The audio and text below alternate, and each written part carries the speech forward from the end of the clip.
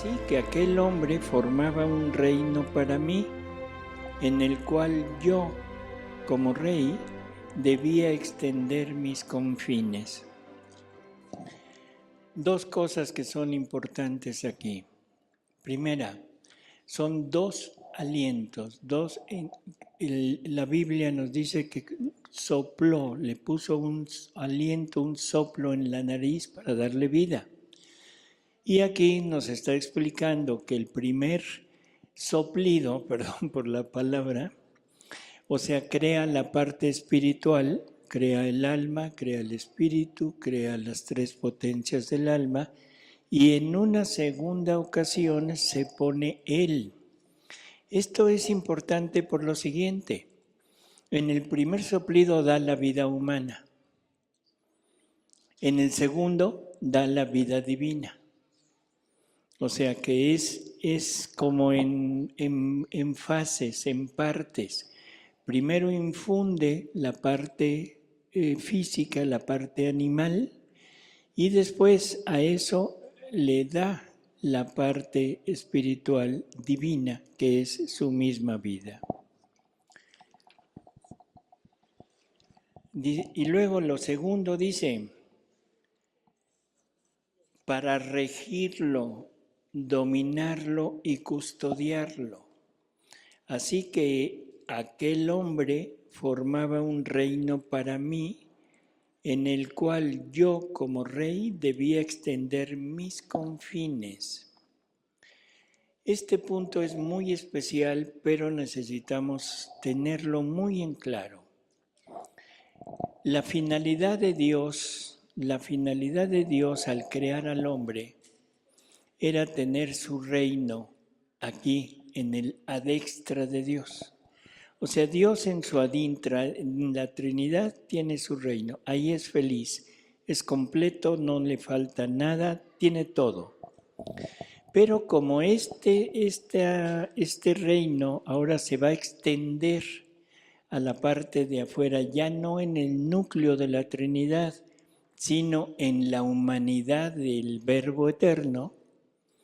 Si recuerdan, ayer hablábamos de que el Verbo Eterno humanado, o sea, Jesús, es el adextra de Dios. O sea, no hay nada que esté fuera, ¿sí? Porque a veces cuando oímos la palabra adextra de Dios, pensamos que está fuera de Dios.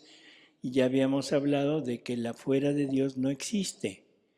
Porque si Dios es infinito, no puede haber nada que esté fuera de Él. Porque si hubiera algo fuera, Dios ya no sería infinito. Por lo tanto, dejaría de ser Dios. Entonces, como todo fue en el adextra de Dios, que es la humanidad de Jesús, ahora en esa humanidad de Jesús es donde estamos todos. Y esa humanidad de Jesús que tiene que vivir ahora fuera del núcleo de la Trinidad y es Dios mismo, ahora Dios quiere su reino ahí.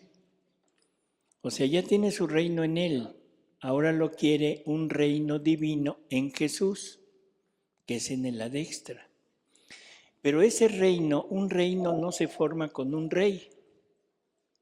Debe tener un pueblo, debe tener súbditos, debe tener una corte, un ejército, en fin, todo lo que significa tener un reino. Por lo tanto, quería criaturas que estuvieran junto con él. Ya oímos ayer que quería para compartir todo lo que él es, todo lo que él contiene. Pero ahora también nos está explicando que para tener el reino se requiere que haya un pueblo, que haya una corte, que haya un ejército. Para eso somos nosotros. Aquí entra una terrible dificultad, porque necesitamos entender que nosotros somos necesarios para el reino de Cristo en la tierra, para el reino de Dios en la tierra. Jesús nos dice que esto es una necesidad de Dios porque un bien no es completo si no se tiene por dentro y por fuera. Dios tiene su reino por dentro de él, por eso es necesario ahora, para que sea completo ese reino, que lo tenga por fuera. Pero ese reino no es en la creación inmaterial, o sea, en la creación material, perdón, sino es en el hombre. Por lo tanto, el hombre es necesario y cuando el hombre se sale, cuando el hombre pierde todo lo necesario para que Cristo pueda reinar en nosotros, ahora pensamos que el hombre perdió el cielo, perdió la gloria, perdió la amistad con Dios, perdió la oportunidad de llegar al cielo. ¿Y ya nada más?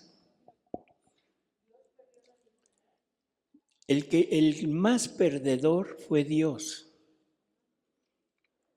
Dios es el que perdió. ¿Sí? ¿Por qué perdió? Porque ahora ya no puede formar su reino. Ese reino se le vino por tierra, lo perdió totalmente. Eso es que fue a Las Vegas a jugar y perdió su vida. Está como aquel que llega y dice, a ver, ahorita apuesto hasta la casa y la pierde. Él apostó su vida, apostó su reino y lo perdió. El hombre le falló y ahora tiene que venir a redimir. Y la pregunta es, ¿qué viene a redimir? ¿Al hombre? Se viene a redimir él. Se viene a redimir él. Viene a redimir su reino. Porque si no nos salva a nosotros, su reino nunca se podría realizar. Entonces, la vista principal, la finalidad principal de la redención es recuperar su reino. Pero como ese reino era en nosotros, ahora primero tiene que sacar al hombre de ese lugar, tiene que volverlo, primero salvarlo y luego rehacerlo, volverle a dar todo lo que era necesario para que él pudiera habitar en el hombre y luego ya formar su reino. Por lo tanto, la idea de la redención tenemos que reordenarla. La idea de la redención fundamental es recuperar su reino. Y por eso es necesario salvar al hombre. ¿Se acuerdan del cuentito aquel del campesino y el burro? ¿No? O sea, sí saben lo que es un campesino, ¿verdad? Entonces, este campesino tiene su parcela, tiene un lugarcito ahí que va a trabajar y sale en la mañana, va a trabajar en su parcela, pero para eso necesita el burro. Y agarra su burrito y ahí va caminando a su parcela para poder hacer su trabajo. En el camino pasa por una vereda muy angosta y un pequeño barranco y ¡pum! El burro, que le hace honor a su nombre, se patina y se va al fondo del barranco. Y ahora se queda el campesino y dice, mi burro, mi trabajo. O sea, ¿le preocupa el burro? Pues sí, pero también le preocupa más su trabajo que necesitaba hacer. ¿Qué hace el campesino? Agarra una cuerda, se la lanza y de donde lo agarra, no se preocupa por dónde lo agarró, ya lo tiene. Y ahora lo empieza a jalar. ¿Qué piensa el campesino? Salvar al burro para hacer su trabajo. ¿Qué piensa el burro? Este tal por cual me está matando, lo agarró del cuello, lo está ahorcando. Lo agarró de una oreja y bueno, excuso decirles, lo agarró de la cola y peor todavía. El burro está rebuznando, pataleando, renegando del campesino. Este hijo de campesinos, o sea, está queriendo hacer todo esto. Al campesino no le importa, él sigue jale y jale y jale y jale hasta que lo logra poner en la vereda. En ese momento ya el burro ya quedó salvado, ya el campesino está muy a gusto y ahora le quita la cuerda y ¿qué hace? Vámonos al trabajo. Se lleva al burro al trabajo. Vamos a cambiar personajes. El campesino es Dios y el burro, eso, qué bien se conocen. O sea, el burro somos nosotros.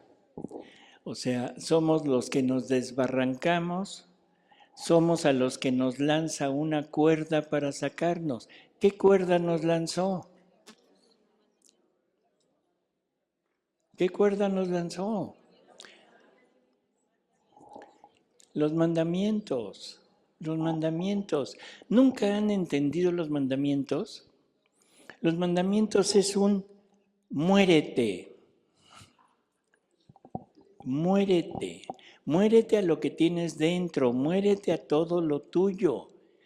Vamos a analizarlo y vamos viendo que cada mandamiento está dando al traste con alguna cosa que yo quiero hacer. O sea, me va diciendo, renuncia a lo tuyo, ponte en la cruz, deja todo y haz lo que no quieres hacer. O sea, ama a Dios sobre todas las cosas, santifica las fiestas, honra a tu padre y madre. Eso es lo que no queremos. Y lo que queremos hacer nos lo pone un freno. Ya no digo qué queremos hacer, porque cada quien sabe lo que quiere hacer. Por lo tanto, la salvación es poner al burro en la vereda.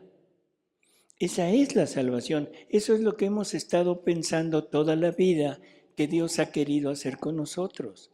Y eso es en donde ponemos la parte central de Dios, toda la acción de Dios con nosotros, la ponemos en eso. Ya me puso en la vereda y ahora pensamos que el campesino agarra su burro y ¡ay, burrito, qué bueno que ya estás aquí! Y lo acaricia y lo que casi se lo carga y se lo lleva a su casa para que goce. No, se lo lleva al trabajo. Y el trabajo es formar su reino en la tierra, porque Él quiere reinar en nosotros. ¿Se entiende? Y de alguna manera muy sencillita nos lo está diciendo aquí en esta lectura. Dice así que aquel hombre formaba un reino para mí, en el cual yo como rey debía extender mis confines. Para eso sirve el hombre, para eso fue creado el hombre, para que Dios extienda sus confines en él. No son los confines del hombre, son los confines de Dios que va a extender en cada uno de nosotros. Dice, mi alegría fue a lo sumo al ver en este hombre, o sea, está hablando de Adán, la generación de tantos otros seres, casi interminable, que me debía dotar de tantos otros reinos por cuantas criaturas debían salir a la luz. Más claro, ni el agua. Cada uno de nosotros debería de ser una extensión, otro reino, que se fueran juntando todos ellos para ir extendiendo el reino de Él. Dice, debían salir a la luz, en los cuales yo debía reinar y ensanchar en ellos mis confines divinos. Y todo el bien de los otros reinos debía redundar a gloria y honor del primer reino, el cual debía ser la cabeza y como acto primero de la creación. Aquí está poniendo lo que él quería que Adán fuera. Adán debería de haber sido el inicio de ese reino de Dios y todos deberíamos estar uniéndonos a Adán para hacer más grande la gloria de Dios en Adán. Pero Adán renunció. Ahora, ¿quién viene a suplir a Adán? No. Tampoco. Ah, bueno, perdón, sí. Creí que me iban a decir que Jesús. Jesús es el segundo Adán, dicho incluso por él. O sea, y efectivamente, Jesús es el que nos saca del barranco. ¿Sí? Jesús es el que lanzó sus cuerdas, nos llevó de nuevo a la vereda, ya nos salvó y ahora nos lleva a hacer su trabajo, pero su trabajo lo hace en Luisa. El trabajo que quería hacer en Adán, y Adán dijo no, ahora lo quiere rehacer en Luisa. Y Luisa dice sí. O sea, queda hecho el trabajo, por eso es que es la primera, por eso es que es el reino. Y ahora todos los demás que queramos entrar en este reino, serviremos para engrandecer la gloria del reino de Él en Luisa. ¿Sí se entiende? Dice, todo el bien de los otros reinos, o sea, todo el bien de los que queramos entrar aquí, debía redundar a gloria y honor del primer reino. El primer reino en la familia normal de la estirpe común es Luisa. Pero el primer reino de la divina voluntad es María. Y el reino específico es Jesús. Por lo tanto, todo debía ir redundando en gloria, pero la gloria mayor la tiene que recibir Jesús. ¿Sí se comprende esa escalera? Sí, o sea, María es la reina del reino de la divina voluntad, porque ella lo obtiene desde el momento mismo de su creación del alma y lo obtiene ya como gloria de ella, es la reina. Pero ella lo obtiene por Jesús. O sea, Jesús es como el reino es Jesús. María lo obtiene, pero María no lo puede dar. Ahora, lo van a poner en Luisa. Bueno, quisieron ponerlo en Adán, pero Adán no se dejó. Entonces ahora lo quieren poner en Luisa y ya Luisa sí se deja, sí permite y ya se obtiene este reino. Y ahora nosotros lo podemos también obtener a través de las enseñanzas de Luisa. Entonces, ¿sí han oído esas compañías que trabajan, que son de ventas? Que alguien, por ejemplo, se afilia y lo que él vende le redunda en una ganancia, pero si él introduce a otras personas, lo que esas otras personas obtienen, parte de eso es para la persona que los introdujo. Y si ellas meten a más, esta persona que introdujo a estas también obtiene de aquellas. Es una pirámide. Lo mismo es aquí. O sea, el punto principal es Jesús, luego María, luego Luisa y luego nosotros. Todos nosotros estamos cooperando a las ganancias, a la gloria de Luisa. Toda la gloria de Luisa está redundando en la gloria de María. Y toda la gloria de María redunda en la gloria de Cristo. Al final, Cristo es el ganón, ¿sí? Porque es su reino el que se establece en esta tierra. ¿Sí? ¿Quedó? La fecha de los escritos. ¿Y si le digo que no?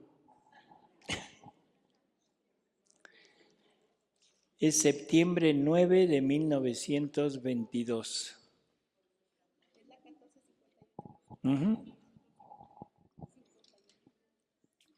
Hay otra que va por el mismo camino, que es en el libro 17, la 17.5, que es de julio 16 de 1924.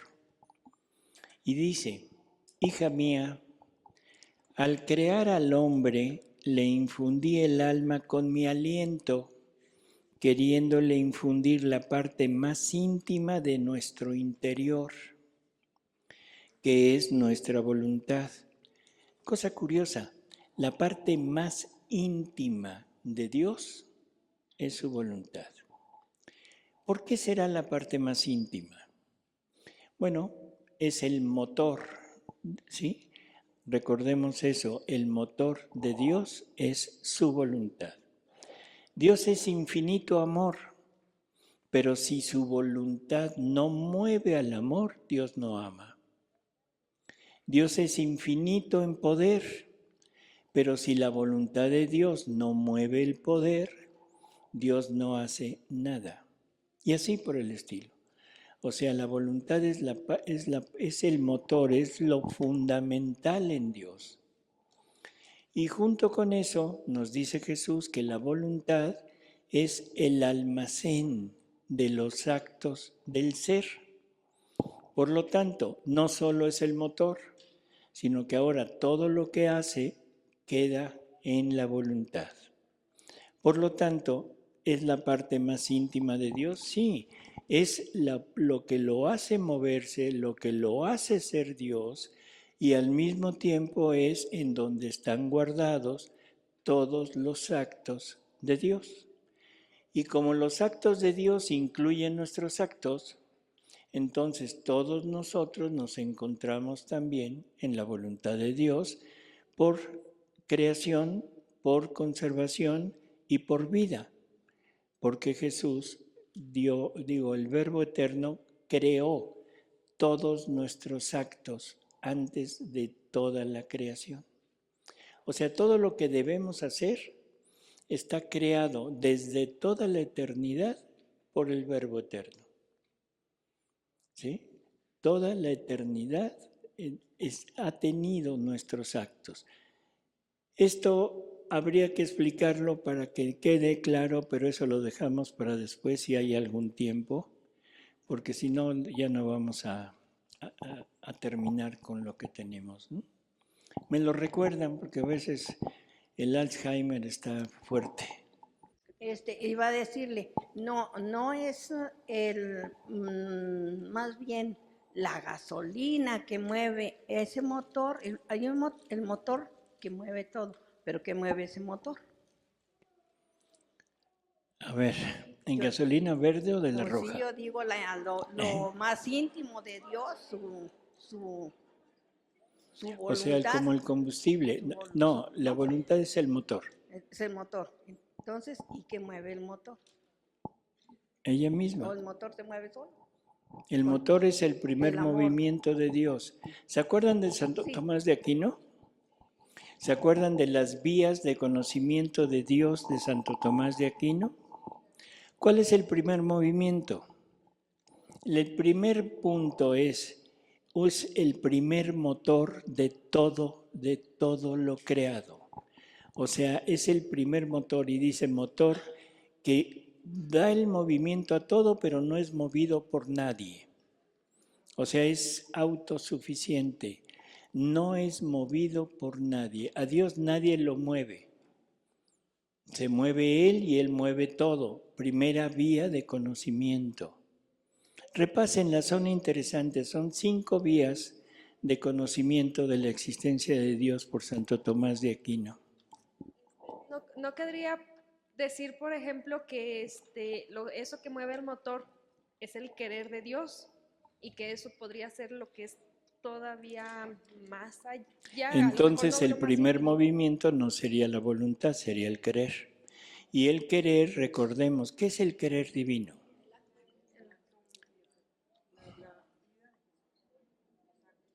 El acto único. O sea, todo todo está en el acto único. Es el acto cumplido de Dios. O sea, todo lo que Dios hace, el cumplido se pone y ese es el querer divino. Por lo tanto, el querer divino es efecto del movimiento, no es lo que genera el movimiento. Cuando tú aprendes algo, vamos a poner que ahorita te pones a aprender divina voluntad. ¿Sí? Bueno, no, eso es más difícil. Te pones a aprender física, es menos difícil. ¿Qué te mueve a eso? El querer aprender. Por eso quieres aprender. Entonces, lo que me estás diciendo es que el aprendizaje movió el querer tuyo para aprender. No, ¿verdad? El que aprendiste es el efecto de tu movimiento para estudiar y para aprender. Ya puso cara de juata. ¿Sí se entiende lo que estoy queriendo decir? O sea, ¿se entiende o no? Doctor, ya las busqué. La primera vía es el movimiento y es el primer motor. Uh-huh. La segunda es la causalidad y es la causa primera de la existencia de Dios. La tercera es la contingencia y es contingencia y ser necesario. La cuarta es la perfección, ser perfecto. Le digo la quinta. Ajá. Pero la primera vía es el primer motor. Así es, doctor. Y es un motor que nadie lo mueve. Si la quiere leer, nada más la primera. La primera y más clara se funda en el movimiento. ¿Sí? A ver, déjeme abrirle más.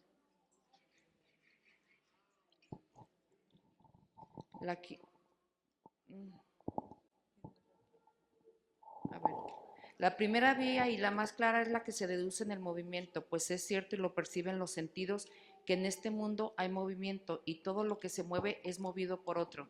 De hecho, nada se mueve a no ser que en cuanto potencia está orientado a aquello por lo que se mueve.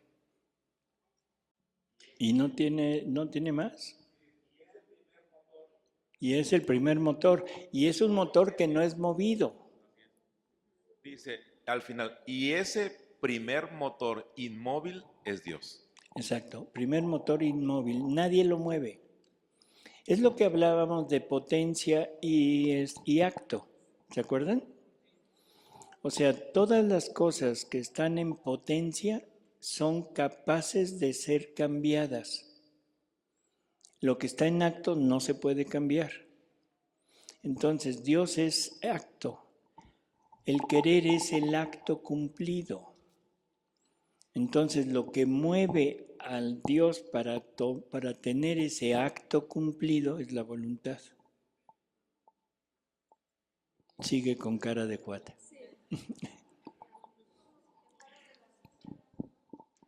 Por eso es, no sé, el querer humano, tus actos. ¿Qué te movió a preguntar? Tu voluntad. Tu voluntad. O sea, influida por la curiosidad o por la duda o lo que sea. Pero es tu voluntad la que te mueve, ¿sí? Entonces, preguntas y cuando externas la pregunta, ese es el acto. Entonces, ¿qué fue primero? ¿El acto o tu intención? La voluntad. Por eso la voluntad.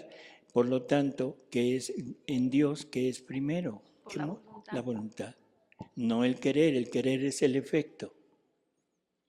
Es que yo lo tenía entendido al revés, que era primero el querer para mover el motor, que es la voluntad, y luego ya de ahí por los actos.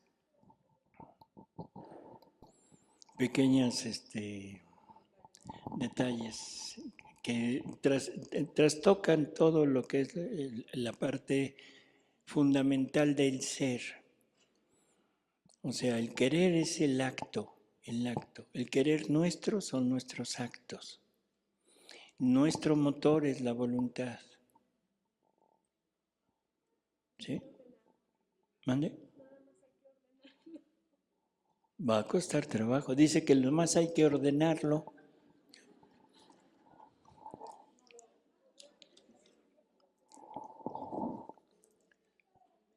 ¿Hay otra pregunta?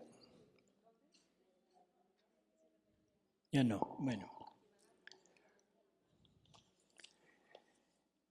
Entonces, al crear al hombre, le infundí el alma con mi aliento, queriéndole infundir la parte más íntima de nuestro interior, que es nuestra voluntad, la cual le daba junto todas las partículas de nuestra divinidad, que el hombre como criatura podía contener, tanto de hacerlo una imagen nuestra.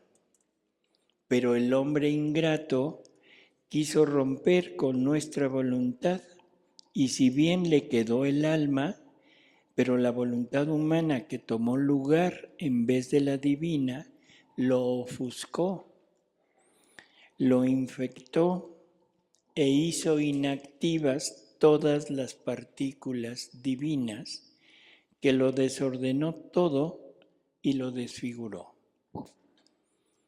Entonces Dios nos había dotado con todo, pero la voluntad humana es la que se interpone, toma el puesto que le correspondía a la voluntad divina, y entonces todo lo trastoca, todo lo revuelve. Y por eso vivimos en este mundo que ya nadie entiende nada.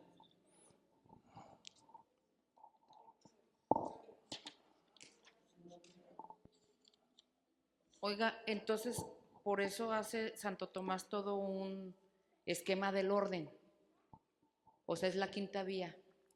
Por eso va poniendo razonamientos muy, muy precisos de que no podemos pensar que esto es producto de la casualidad. Por eso el orden es una de las vías máximas Sí. de conocimiento. El orden a nivel total del hombre y del universo. Si nos fijamos, son 5 vías que van en orden. Sí. La primera, que es la principal, es el motor, o sea, que nadie mueve, el motor único. Y ahora de ahí sale todo lo demás.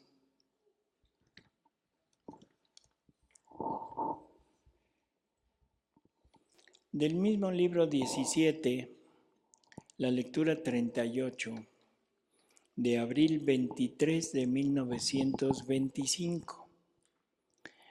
Dice: hija mía, ven en la inmensidad de mi querer. Ojo con eso, ahora ya sabemos lo que es el querer. Por lo tanto, ahora ya sabemos a qué se está refiriendo. Y sobre todo cuando nos dice que el reino al que debemos llegar es al reino del querer divino. Pensamos que el reino de la divina voluntad es finalidad. No, el reino de la divina voluntad es medio, porque el reino final, el reino donde debemos estar y darle a Dios la gloria, es en el reino del querer divino, de ese acto único de Dios. Y entonces uno dice, a ver. Todo en Luisa lleva al reino de la divina voluntad. Pero ahora me dicen que es el reino del querer divino. No vamos a discutirlo, no vamos a analizarlo, simplemente voy a poner una frase de Jesús donde dice: el triunfo de Dios es la voluntad humana obrando en el querer divino. Ese es el triunfo, ahí es a donde debemos llegar. A mi voluntad humana obrando, pero obrando dentro del querer divino, haciendo uso de todo lo que ese querer divino contiene y poniéndolo todo en sus actos. Entonces vamos a tomarlo muy en cuenta, El triunfo de Dios es la voluntad humana obrando en el querer divino. Ser otro Jesús, exactamente.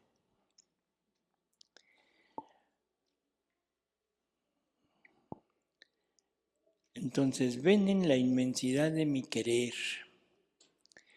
Todo el cielo, fíjense lo que va a decir, todo el cielo y todas las cosas creadas por mí viven y reciben vida continua de mi querer, en el cual encuentran su completa gloria, su plena felicidad y su perfecta belleza, y esperan con ansia el beso del alma viadora que vive, o sea, el alma viadora es el alma que las personas que están vivas aquí en la tierra. Dice, del alma viadora que vive en el mismo querer en el cual ellas viven, para corresponderle su beso y poner en común con ella la gloria, la felicidad, la belleza que ellas poseen, a fin de que otra criatura se agregue a su número, que me dé la gloria completa por cuanto a criatura es posible, y me haga mirar la tierra con aquel amor con el cual la creé, porque existe en la tierra un alma que obra y vive en mi voluntad. Todo el cielo, ¿qué es todo el cielo? Los ángeles, los santos, el mismo Dios, porque ahí está, todo el cielo están esperando, están ansiando que un alma viva en la divina voluntad para poder poner ellos, depositar toda la gloria que tienen, poquita, mucha, mediana, como sea, no importa, todo y dárselo al alma para depositarlo en esa alma. ¿Sí? Esperan con ansia el beso del alma viadora, o sea, el beso de nosotros, o sea, ese tomarlas, ese amarlas como cosas creadas por Dios. Dice que vive en el mismo querer para corresponderle, y poner en común con ella la gloria, la felicidad, la belleza que ellas poseen. La gloria de San Francisco de Asís, de Padre Pío, de la Madre Teresa, de todos los santos, va a estar en el alma que vive en la divina voluntad. De todos los santos, no nada más de los conocidos, que son unos cuantos. Todos los que están en el cielo son santos, todos. Los ángeles, la felicidad, la vida que contienen los ángeles, el amor de los ángeles, ahora va a estar depositado en el alma que vive en la divina voluntad. Porque lo que quieren, lo que ven ellos en el alma que vive en la divina voluntad, es al querer divino. Es al querer divino. El querer divino está en esa alma, está fundida con ella, porque esa alma ahora esa es su vida, gracias a la divina voluntad, que es la que hace que los actos de la criatura se conviertan en actos divinos, y el acto divino no puede estar en ningún lado más que en el querer divino. O sea, el acto divino no puede ponerse en ninguna parte que no sea el acto único de Dios.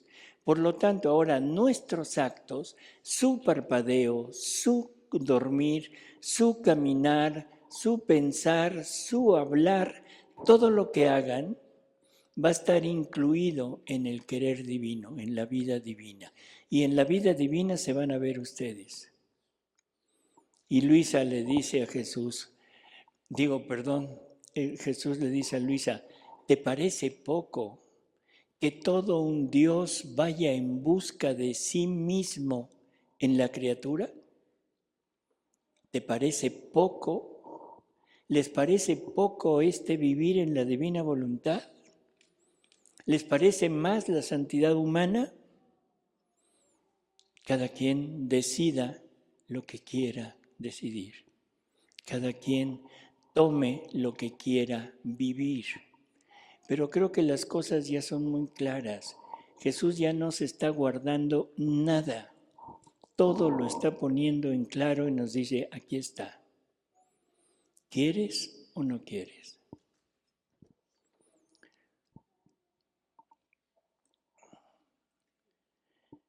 Dice, bueno, sabiendo el cielo que ninguna otra cosa me glorifica tanto como un alma que vive en mi voluntad.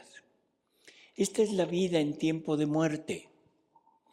Vivimos en un mundo de muerte, pero la vida es esta.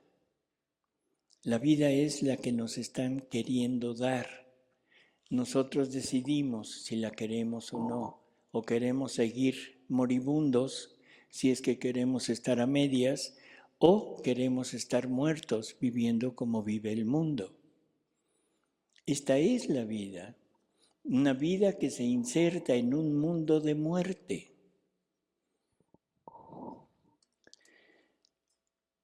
Dice, ninguna otra cosa me glorifica tanto como un alma que vive en mi voluntad. Por eso también suspiran que mi querer viva en las almas en la tierra. Así que cada acto que hace la criatura en mi voluntad es un beso que da y recibe de aquel que la creó y de todos los bienaventurados. Pero, ¿sabes tú qué es este beso? Es la transformación del alma con su creador. Ojo, a ver otra vez, ¿qué es el beso que Dios da? La transformación del alma con su creador. ¿De qué habla? ¿De qué habla? Así es, volvernos Jesús, estar en la divina voluntad. Eso es eso es lo que somos. Esto es lo que Dios creó, no la porquería que somos ahora. Híjole, ya les dije porquería, perdón. O sea, es increíble lo que está diciendo. Lo malo es que a veces lo leemos, pero leemos como leemos el periódico y no vamos meditando, profundizando en lo que nos está diciendo. Entonces, es la transformación del alma con su creador.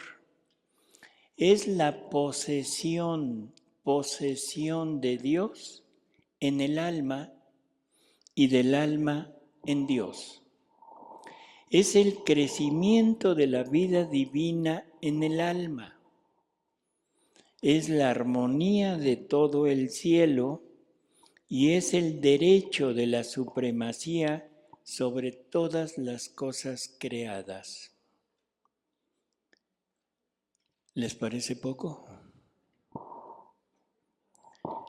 El alma purificada por mi voluntad, gracias al aliento omnipotente que le viene infundido por Dios, no más da náusea por la voluntad humana y por lo tanto Dios continúa infundiéndole su aliento omnipotente a fin de que crezca con esa voluntad con la cual la creó. Mientras que el alma que no haya sido aún purificada siente el atractivo de su voluntad y por lo tanto obra contra la voluntad de Dios haciéndola suya. Ojo con esto último. Sentimos el atractivo de nuestra voluntad. No está hablando de pecados, no está hablando de cosas contrarias a la ley de Dios. está hablando de seguir simplemente el atractivo de nuestra voluntad, aún en cosas buenas. Aún en cosas buenas, donde mi voluntad me llama, donde mi voluntad me está impulsando para hacer lo que yo creo que es bueno. ¿Mandé? Así es, nos separa de Dios porque es una parte de mi voluntad. O sea, eso es algo que mi voluntad es lo que está queriendo. Y Jesús nos dice algo que a veces no tenemos idea.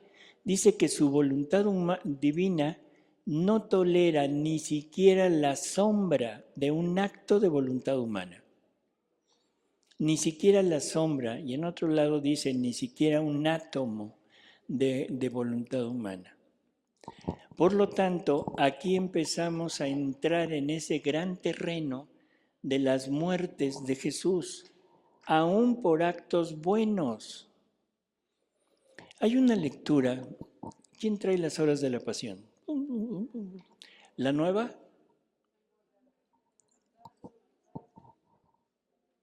A ver si me la permite. En la coronación de espinas, por favor, busque de las reflexiones, es la 1191.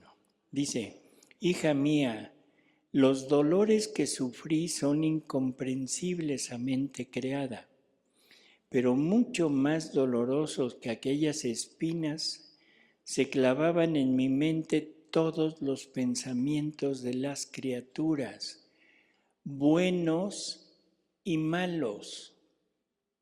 Buenos y malos. O sea, no hay diferencia. Todos los pensamientos buenos de las criaturas servían de espinas en la corona de Jesús.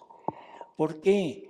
Porque no estaban cumpliendo la finalidad de su creación, que la finalidad de la creación, de los actos, de las ideas, de todo, era poner una vida divina en ellos.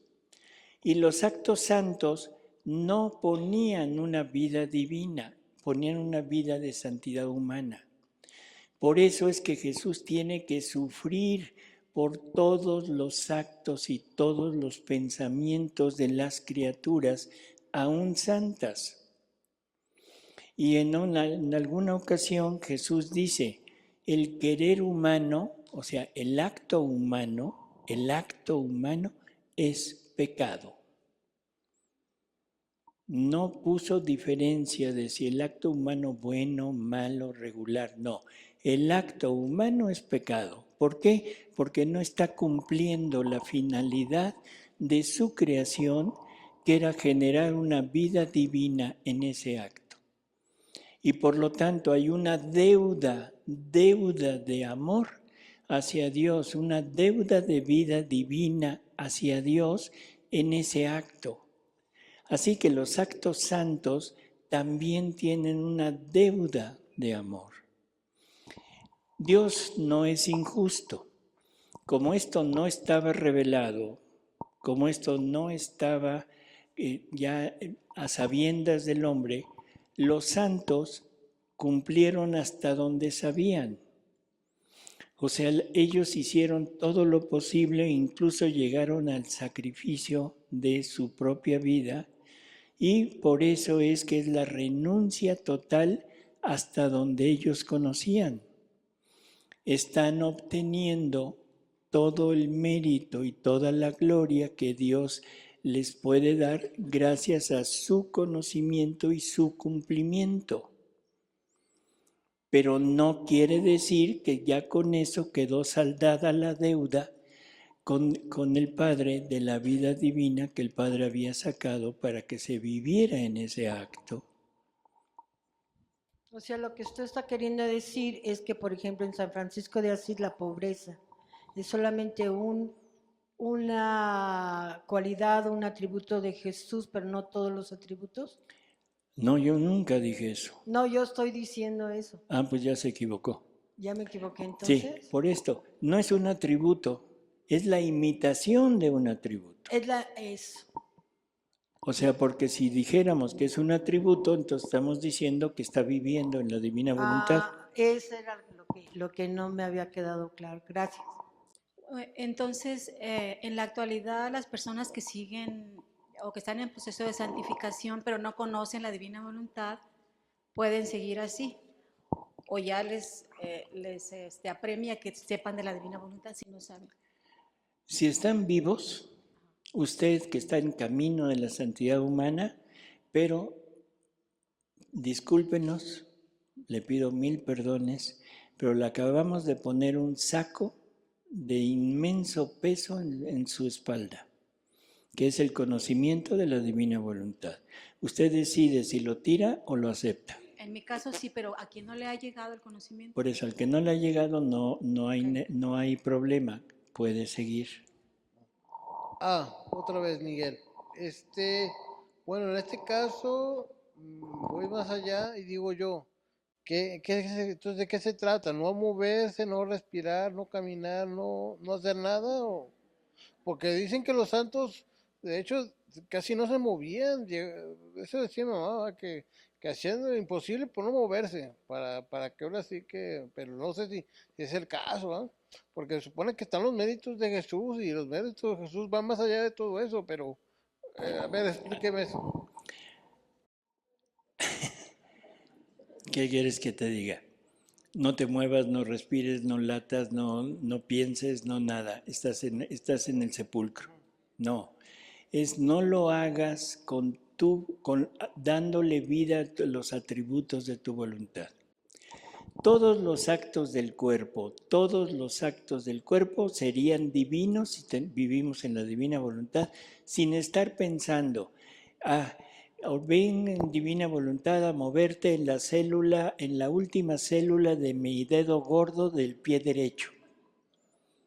Ven divina voluntad a moverte en la siguiente célula. Nunca vamos a acabar. Los actos de nuestro cuerpo, los que son aparentemente involuntarios, estarían siendo motivados, estarían siendo impulsados por la divina voluntad si vivimos en ella.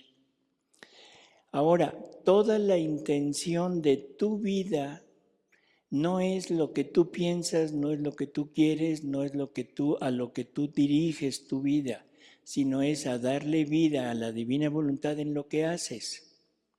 ¿Trabajas? Perfecto, pero ya no tengas en tu mente la idea de ganar dinero. Ya no tengas en tu mente de pensar en adquirir determinadas cosas para mayor solaz tuyo, para vivir una vida tranquila, No, ahora tu motivación es darle vida a la divina voluntad en lo que haces. Lo que venga, vendrá, y vendrá igual que si tuvieras tu mentalidad en eso, pero tu finalidad es darle vida a la divina voluntad. Y eso ya te sacaría totalmente de la posibilidad de cometer errores, porque no podrías tener la intención de decir, quiero darle vida a la divina voluntad en el fraude que voy a hacer al banco, porque estarías haciendo un fraude divino y eso no se puede. ¿Sí? No podríamos estar llevando a la divina voluntad. ¿Se entiende? Haz lo que hagas. Sigue haciendo tu vida normal, lo que has hecho toda tu vida. Lo que debe cambiar es tu intención. ¿Sí? Yo lo entiendo porque él es empresario. Entonces los empresarios tienen, como se dice, la iniciativa privada. Tiene que la iniciativa privada ser echada por adelante porque de otra manera no van a ganar, no van adelante. Entonces yo me acuerdo cuando entré en comunidad de Padre Gustavo, me dijo proprio esto: aquí no hay iniciativa privada. Pero en su caso, ¿qué cosa se hace? Por eso es lo mismo. ¿Cuál debe ser su iniciativa? Y perdón, lo voy a contradecir, padre. No porque él sea empresario. Eso nos importa nada. Porque cada uno de nosotros somos empresarios de nuestra propia vida. Cada uno de nosotros somos empresarios en lo que hacemos. O sea, el que es ingeniero es empresario en su ingeniería, el que es médico en su medicina, el que es sacerdote en su sacerdocio. No porque tiene un changarro, perdón, pues puede ser un changarrote. O sea, no porque tiene una cosa que se llama empresa, ya por eso va a cambiar a nosotros. La finalidad de su empresa, de todo lo que haga en su empresa, es darle vida a la divina voluntad ahí. Imaginémonos que es Jesús quien está como empresario. ¿Qué haría Jesús? ¿Estaría pensando en cómo ganar más dinero? Estaría total y absolutamente puesto en darle vida a su Padre en esas acciones. ¿Sí? Entonces, ¿se entiende? No es cambiar de acción, es cambiar de intención. Eso es lo que Jesús quiere.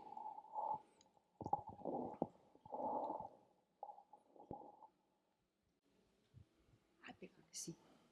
Bueno, estoy entendiendo que es poner todo lo que somos, todo lo que hacemos, todo lo que poseemos a Jesús como el centro de nuestra vida y todo gire en derredor de Él. No.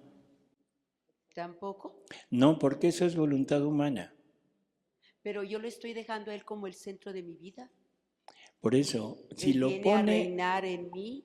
¿Se acuerda cuando Jesús dijo, que ya lo habíamos dicho ayer, cuando Jesús dice, ¿ustedes creen que yo he venido a hacer mis obras? Se equivocan. Es mi Padre que mora en mí quien hace sus obras en mí. Entonces, poner a Jesús y toda mi vida enfocada a Él, ya somos dos personas, que es Jesús y yo. Siempre que lo que hacemos pongamos dos personas, estamos equivocados, porque ahora es una sola persona, una sola cosa. Por lo tanto, ya no debo pensar en eso. Ahora lo que debo pensar es el querer divino como vida mía. O sea, unirme, fundirme con Él de tal manera que lo que Él hace lo hago yo y lo que yo hago lo hace Él. O sea, somos un solo ser. Y eso ya no me quita la posibilidad de decir, pongo toda mi vida en función de Él. Sino ahora no me fundo totalmente con Él y ahora Él y yo hacemos lo que yo estoy haciendo, pero al mismo tiempo hacemos lo que Él hace. No. La voluntad humana tiene que morir, fue lo que dije. A ver, sí. Sí, la voluntad humana tiene que morir, yo dije. No, no tiene que morir. Esto es otro de las malas interpretaciones que hemos hecho por esto. La voluntad humana es lo que nos vuelve individuales. Cada uno de nosotros tiene una voluntad que nos da las características necesarias para ser yo.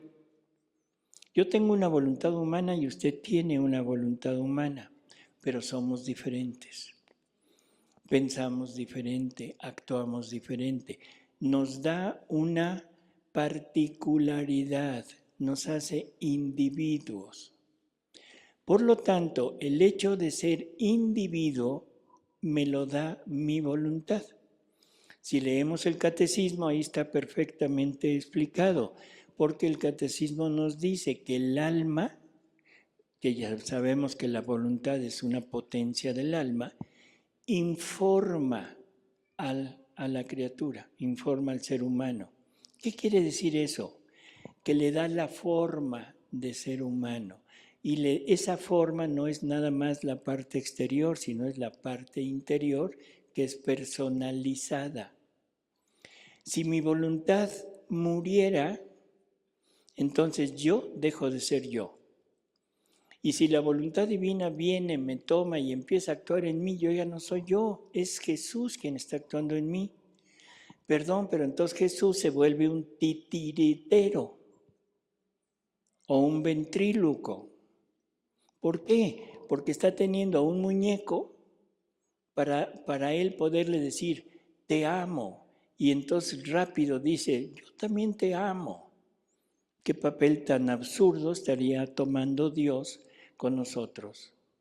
No, Él quiere un individuo y lo que quiere es que la voluntad humana renuncie a sus atributos. Lo que hemos dicho desde ayer, que ya no vaya su interés, que ya no vaya lo que usted quiere. Todo lo que hacemos tiene una intención, pero la intención siempre es humana, como decía, ganancia. ¿Sí? No, aquí ya no es ganancia, aquí es darle que la divina voluntad ponga su vida en esos actos. Entonces no es morir la voluntad, sino es renunciar la voluntad a actuar con sus atributos.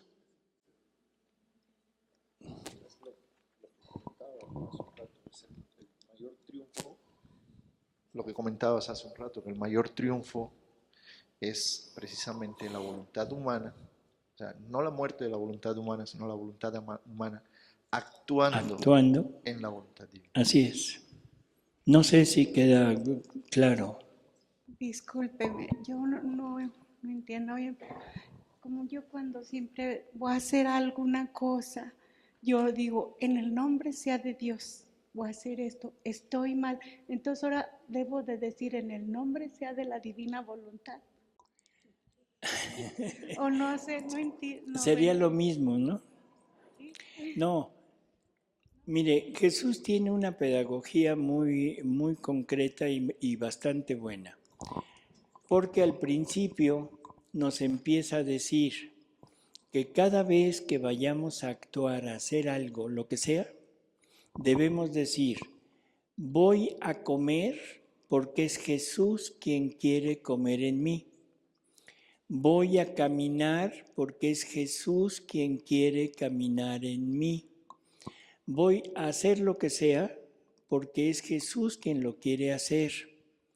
Eso lleva la intención de que mi voluntad empiece a acostumbrarse a ya no actuar ella.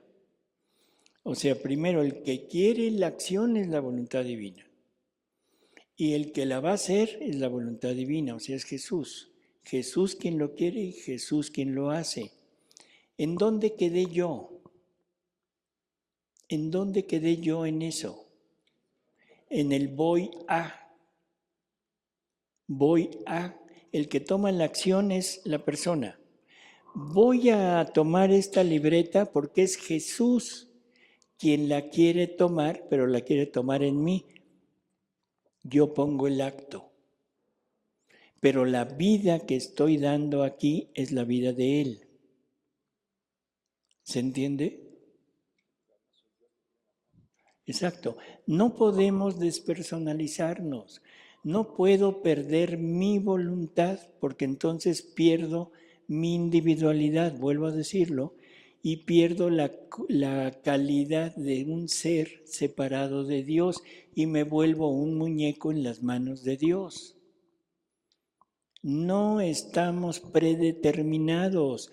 No nos dio una voluntad para matarla. Es una forma de irme acostumbrando a que ya no actúe con lo mío, sino con lo de Él.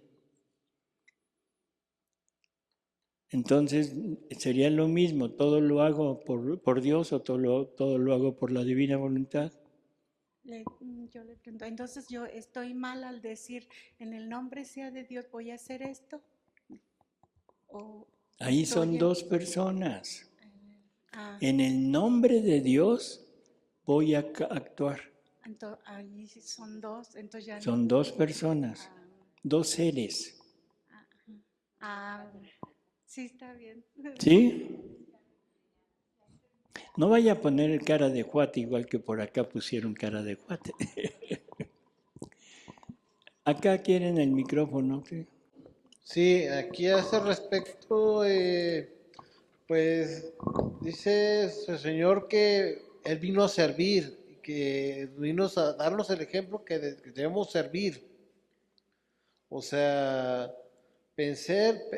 todos los actos, pensarlos en un servicio es una forma muy, ¿cómo puede ser? Muy sana de actuar más, pues bueno, estar al servicio a los demás. Por eso esa es la vida de él. ¿Cuál es el problema? Sí, por Es eso. poner la intención de que él lo haga ahí en nosotros. Pero ahora sí que cuando tengamos duda, pero estoy sirviendo, esa es la pregunta. ¿Cómo? Cuando tengamos una duda, ¿estoy haciendo bien? Bueno, ¿estoy sirviendo a los demás? Es una idea, ¿no? Por eso es muy difícil entrar en detallitos. O sea, como que no es el momento de entrar en detallitos tan pequeños. Vuelvo a lo mismo, todo lo que haga, la intención es darle vida a la divina voluntad. ¿Tiene una duda? Aclárela, teniendo la intención no de aclararla, sino de darle vida a la divina voluntad en ese pensamiento que le va a decir cómo actuar. ¿De acuerdo? Seguimos.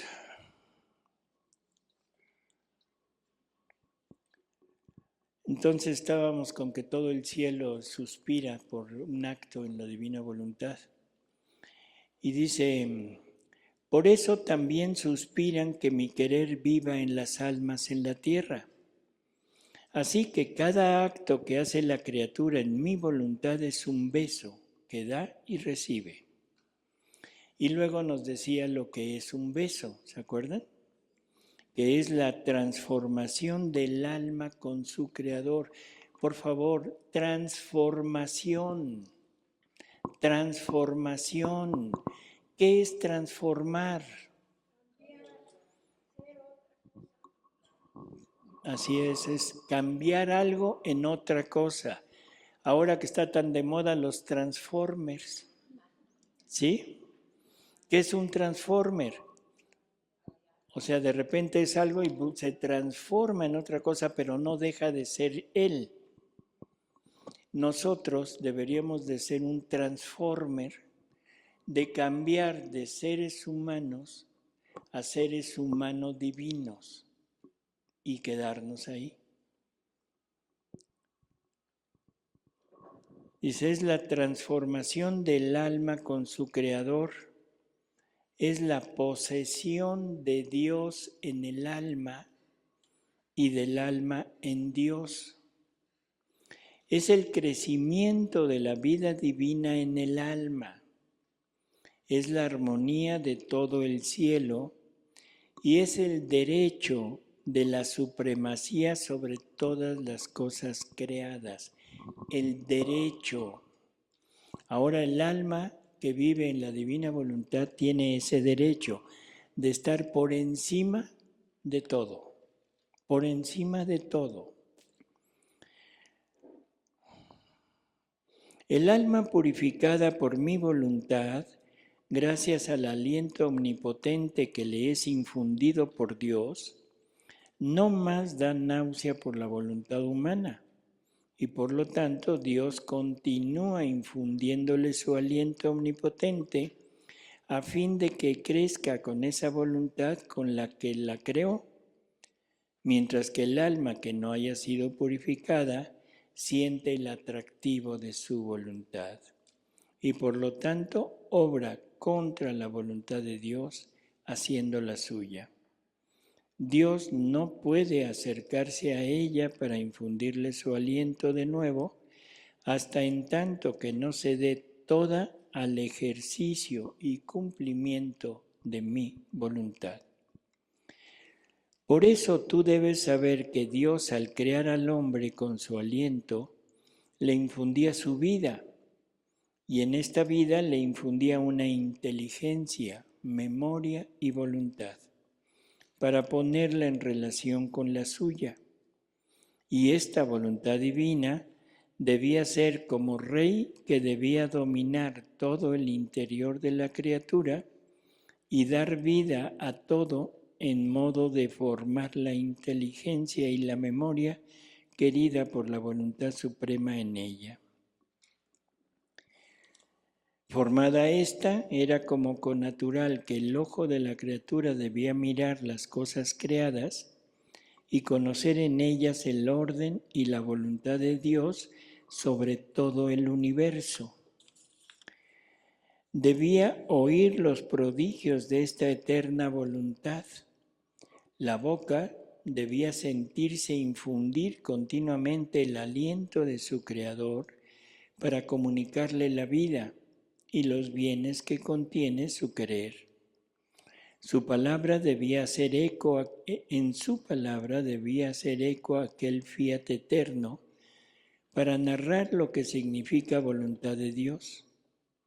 Las manos debían ser el desahogo de las obras de esta voluntad suprema.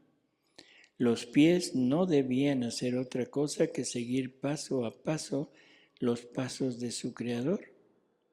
Así que establecida la voluntad divina en la voluntad de la criatura, ella tiene el ojo, el oído, la boca, las manos, los pies de mi voluntad. No se separa jamás del principio de donde salió.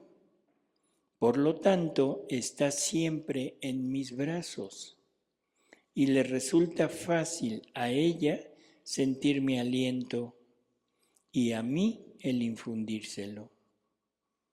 Ahora, es esto precisamente lo que quiero de la criatura, que haga reinar mi voluntad en la suya y que la suya le sirva de habitación para hacerla depositar en ella los bienes celestiales que contiene.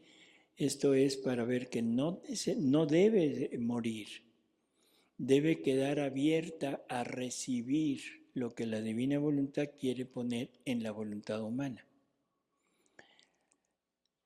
Dice, esto quiero de ti, a fin de que todos tus actos, sellados por mi voluntad, formen un acto solo, que uniéndose a este acto único de mi voluntad, que no tiene multiplicidad de actos, como es en el hombre, queden tus actos en ese principio eterno para copiar a tu Creador y darle la gloria y el contento de que su querer sea cumplido en ti como se cumple en el cielo. Imaginemos que el acto único de Dios, el querer divino, tiene un tamaño, la vida divina tiene un tamaño. Vamos a imaginarlo en una pelota del tamaño que ustedes quieran, no importa. Esa pelota es el conjunto de todos los actos de Dios y representa la vida de Dios, porque los actos es lo que indica que hay vida en aquel ser. Cuando la criatura obra en la divina voluntad, lo que está pasando es que ahora ese acto de la criatura, como es producido, motivado por la divina voluntad, se vuelve acto divino, ya no es un acto humano. Y ya dijimos que el acto divino tiene la característica de que tiene que injertarse o quedar incrustado en el querer divino, en la vida divina.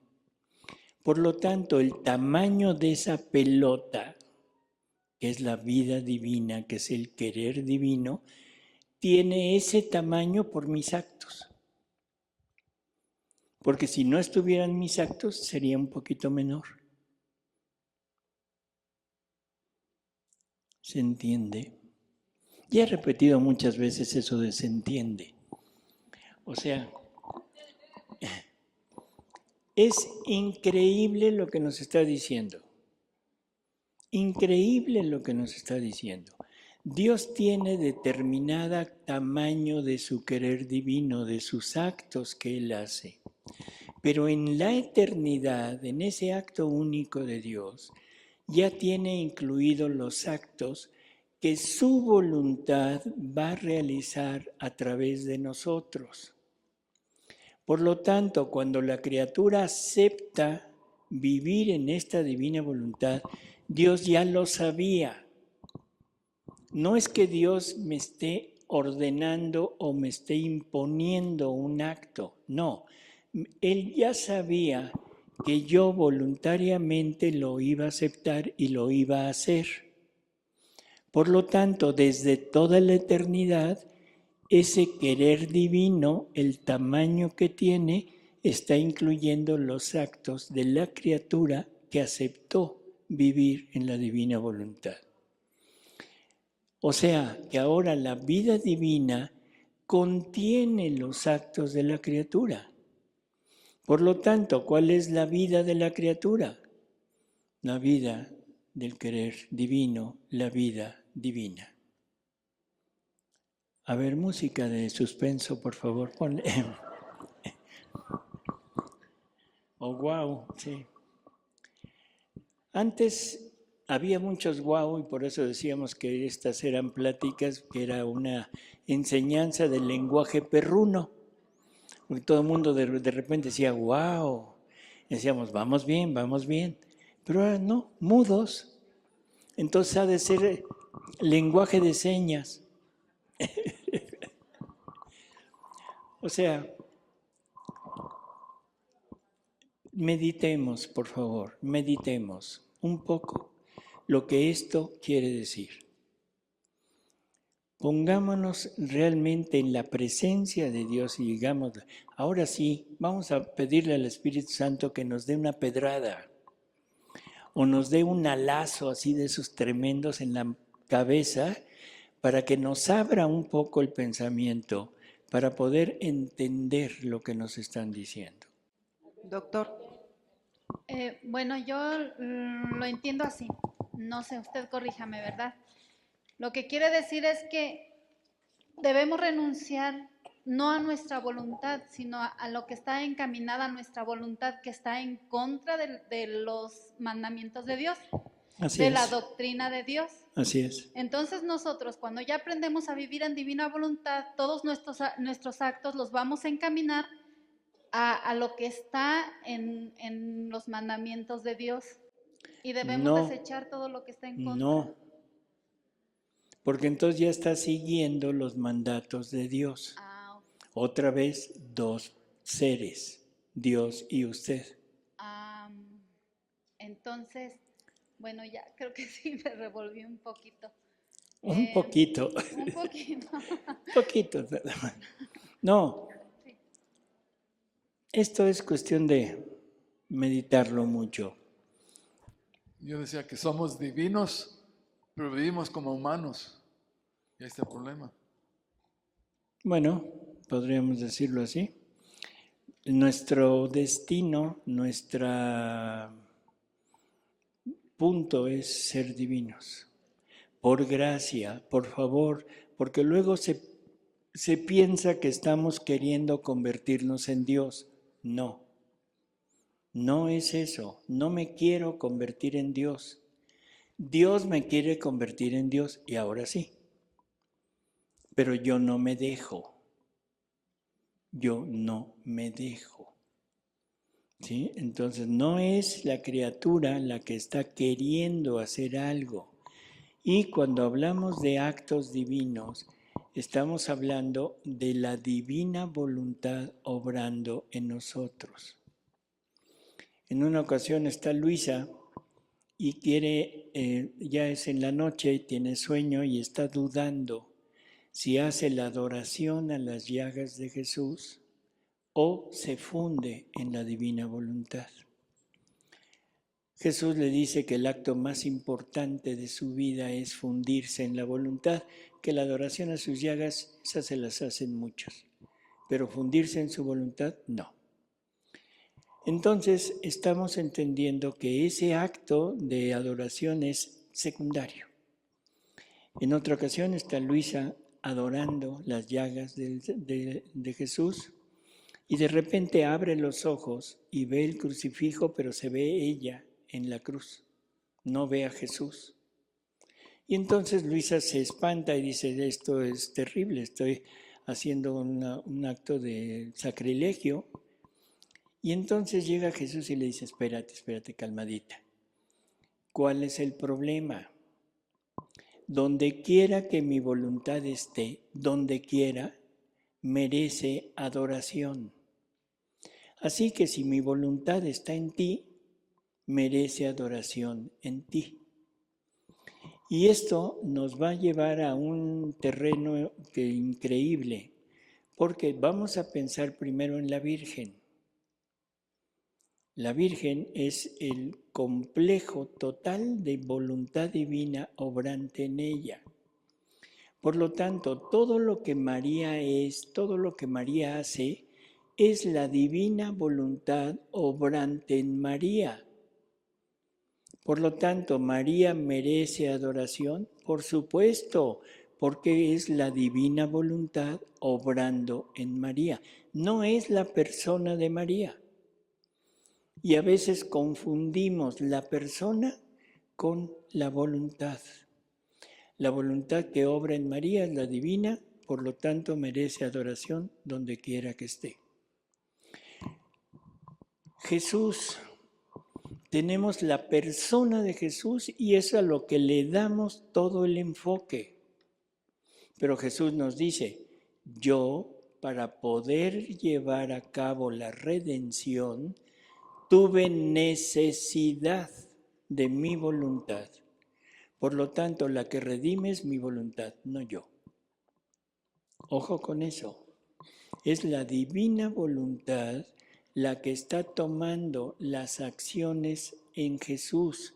Y Jesús es el que lo pone en práctica, lo que lo pone fuera. Pero el motor es la divina voluntad. Entonces, con esto vamos a tener una idea de cómo tratar, cómo ver la persona de Jesús, cómo ver la persona de María, cómo ver la persona de Luisa y cómo vernos nosotros, si es que llegamos a vivir en la divina voluntad.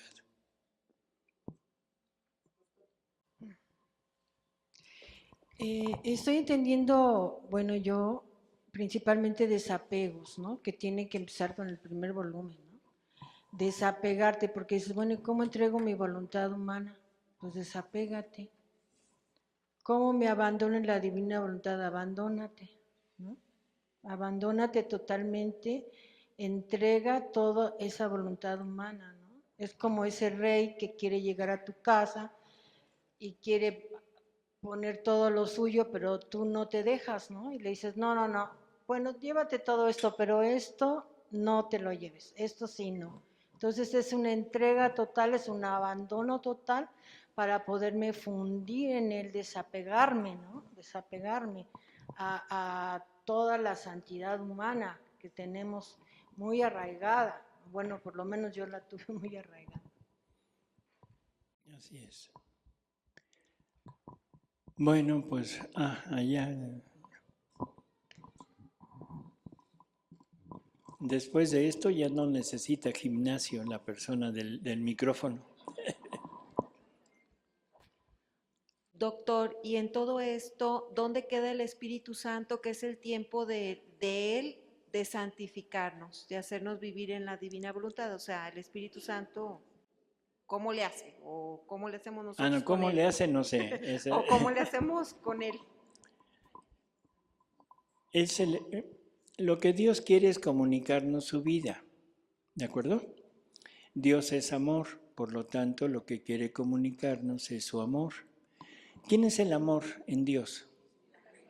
El Espíritu Santo. ¿Por qué es el amor?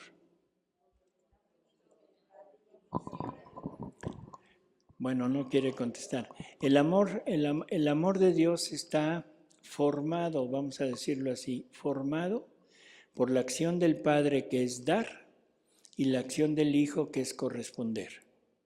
O sea, un amor nunca es completo, nunca es total, si nada más da.